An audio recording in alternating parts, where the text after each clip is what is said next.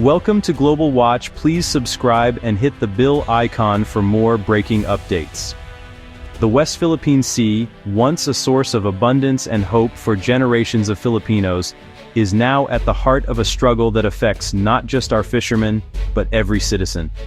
For decades, these waters have provided food, livelihood, and a sense of identity to countless coastal communities. Today, however, the peace that once defined this region has been shattered by growing tensions and repeated confrontations. The situation has become increasingly tense, with Philippine and Chinese vessels often facing off in these contested waters. Each encounter is a reminder of the risks our people face just to defend what is rightfully ours. Recent incidents, such as the aggressive use of water cannons by the Chinese Coast Guard against our supply boats near Escoda Shoal, have put our resolve to the test. These acts of intimidation are not isolated. They are part of a larger pattern that threatens our sovereignty and the safety of our people. The world has taken notice. International media outlets now regularly report on the escalating conflict, shining a spotlight on the Philippines' struggle to uphold its rights in the face of overwhelming odds. This conflict is about far more than lines on a map or claims to territory. It is a fight for our sovereignty, our dignity, and our future as a nation. Our fishermen, who have braved these waters for generations, now face daily uncertainty. Their right to earn a living and feed their families is at stake, as is our nation's ability to provide for itself. This struggle is also about preserving our way of life, our traditions, and the very essence of what it means to be Filipino. Our culture and identity are deeply tied to the sea. The West Philippine Sea is rich in marine life and natural resources, sustaining not only our people, but also playing a vital role in global trade. Its waters are a lifeline for our economy, and a crucial passage for international commerce. Every Filipino is affected by what happens here, whether through the food on our tables or the security of our borders. The stakes could not be higher. As the world watches, the Philippines stands firm against a much larger and more powerful nation. Our actions are being closely observed by the international community, testing whether global rules and agreements can truly protect smaller countries. The question now is whether international law and diplomacy can ensure justice and fairness, or if might will continue to make right. Our sailors, Coast Guard, and diplomats are showing remarkable courage and determination. They are on the front lines, defending our rights and seeking peaceful solutions through dialogue and negotiation. Their bravery is a testament to the Filipino spirit, unyielding, proud, and united in the face of adversity. We are entering a new era of national resolve. This is not a call for war, but a solemn promise to defend our people and our heritage. We seek peace, but we will not back down from what is rightfully ours. Our fishermen will never be left to face these challenges alone. The nation stands with them, ensuring their safety and their right to work in our own waters. We are committed to protecting every inch of our land and sea, for ourselves and for the generations yet to come. The line has been drawn in the waters of the West Philippine Sea. Our nation stands strong, united, and unwavering. For the children of today and tomorrow, we vow to safeguard our seas, our resources, and our national pride. This is our solemn promise, to protect what is ours by right, so that future generations of Filipinos can live in peace, dignity, and freedom. To truly understand the West Philippine Sea dispute, we need to look back at our history and the events that shaped our present.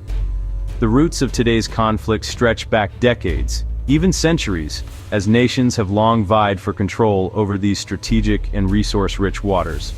The South China Sea, which includes the West Philippine Sea, has always been a crossroads for trade, fishing, and culture, making it a highly contested region. The West Philippine Sea is not just a name, it's a vital part of our exclusive economic zone, or EEZ, as defined by international law. The United Nations Convention on the Law of the Sea, or UNCLOS, gives us special rights to explore, use, and protect the resources found within these waters, from fish to oil and gas. This legal framework is recognized by most countries around the world. However, China's sweeping claim, known as the 9-Line, overlaps with our EEZ and those of our neighbors like Vietnam and Malaysia. This claim is not supported by UNCLOS and has been rejected by an international tribunal. Yet, China continues to assert its control, creating tension and uncertainty in the region. The situation escalated in the 1990s, when China occupied Mischief Reef, building structures and challenging our presence at other key locations like Escoda Shoal. These actions marked a turning point, as confrontations at sea became more frequent and more intense, putting our fishermen and Coast Guard at risk. In response, the Philippines deliberately grounded the BRP Sierra Madre on 2nd Thomas Shoal in 1999, turning it into a military outpost. This rusting ship stands as a symbol of our determination to defend our territory and assert our sovereignty, even in the face of constant pressure. Today, resupplying the Sierra Madre has become a flashpoint. Our supply boats are often blocked or harassed by Chinese Coast Guard and maritime militia vessels, leading to tense and sometimes dangerous standoffs at sea. These confrontations highlight the daily struggle faced by our people in defending our rights. These aggressive actions are part of a larger, coordinated effort by China to push us out and tighten its grip on the area. The presence of Chinese ships, both military and civilian, is a constant reminder of the ongoing challenge to our sovereignty. The struggle for the West Philippine Sea is not just about territory, it's about our future, our resources, and our national pride. Today's confrontations are only the latest chapter in a long and difficult fight to secure our rightful place in these waters, for ourselves and for generations to come. In 2013, the Philippines took China to court, choosing rules over fighting. Our case at The Hague questioned China's 9-dash line and defended our sea rights under UNCLOS. In 2016, the court decided mostly in our favor, saying China's claims had no basis and confirming our rights to important places like Mischief Reef and Escoda Shoal. China said no to the decision, refusing to follow it. This left us with a legal win but no easy way to make it happen. The fight continues, turning our paper victory into real protection for our waters. Our challenge to stand up for our rights through talking, rules, and actions. Since the 2016 decision, China has become even more bold in the West Philippine Sea. Their Coast Guard and fishing boats, which are like a military, fill our waters using gray zone ways, scaring us without starting an open fight. Filipino supply boats face dangerous blockades, almost hitting other boats, and water cannon attacks. China's symbolic actions, like having ceremonies in disputed waters, are meant to make their control seem normal. This plan takes away our rights and tests how strong we are. The Philippines faces a planned effort to control the sea, not just by force, but by making their presence the new normal. Our response must be just as determined and smart. The Philippines is fighting back with many different ways, talking with other countries, using legal steps, and military actions. When it comes to talking with other countries, we gather support from around the world, send protests, and keep the issue in the news. Legally, we support the 2016 decision in every international meeting. Even small wins, like Google Maps labeling the West Philippine Sea, show that more people are recognizing our rights. Militarily, we are getting better, spending more on defense and improving our Navy, Air Force, and Coast Guard. The goal isn't to be as strong as China, but to build a good defense and protect our special economic zone. This plan, involving our whole nation, is our strongest defense. We are determined to protect our home from all sides. A key part of our plan is making our friendships stronger, especially with the United States. Our relationship with the U.S. has a long and meaningful history, built on shared values, trust, and a commitment to mutual security. In today's world, these bonds are more important than ever, as we face new and complex challenges in our region. We are also deepening our ties with other countries in the region. The Mutual Defense Treaty with the U.S. now clearly covers attacks in the South China Sea, sending a strong message that we stand together in defending our sovereignty and upholding international law. This clarity helps deter aggression and reassures our people that we are not alone.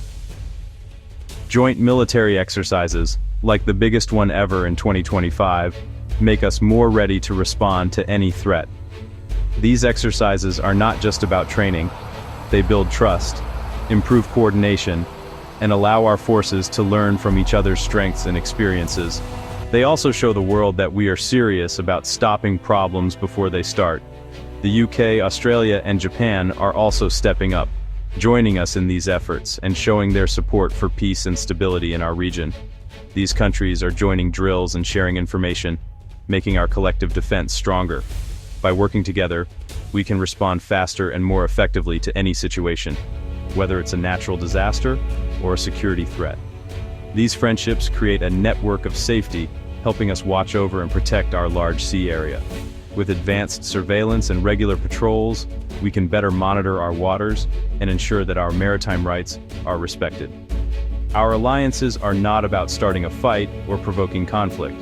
Instead, they are about preventing misunderstandings and reducing the risk of escalation. Our goal is to stop conflict before it begins and make sure there is lasting peace. By working with friends, we build trust and open lines of communication, which are essential for resolving disputes peacefully.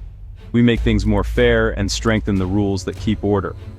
As Ambassador Miranda said, diplomacy and dialogue are our first tools for solving problems.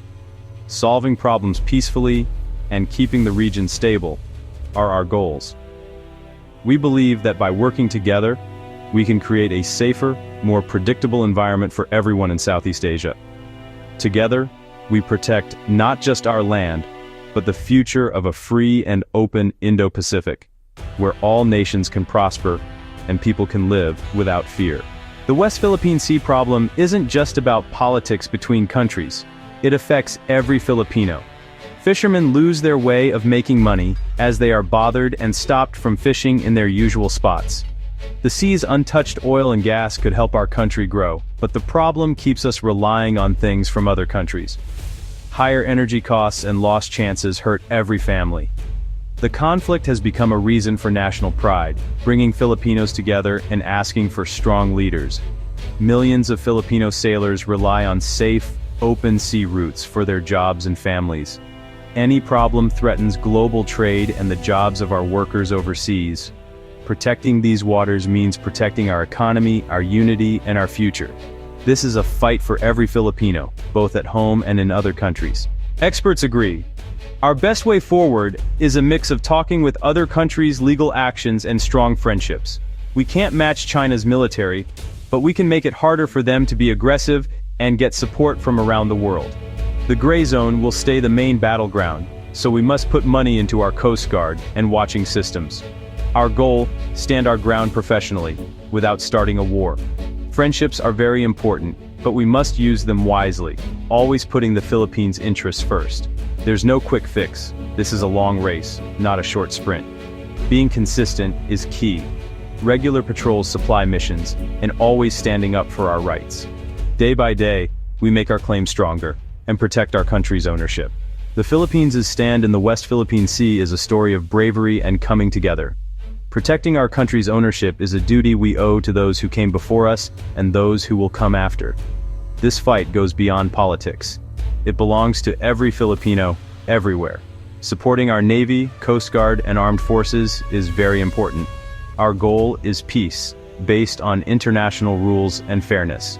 We want to work together, not fight, but we demand respect for our rights.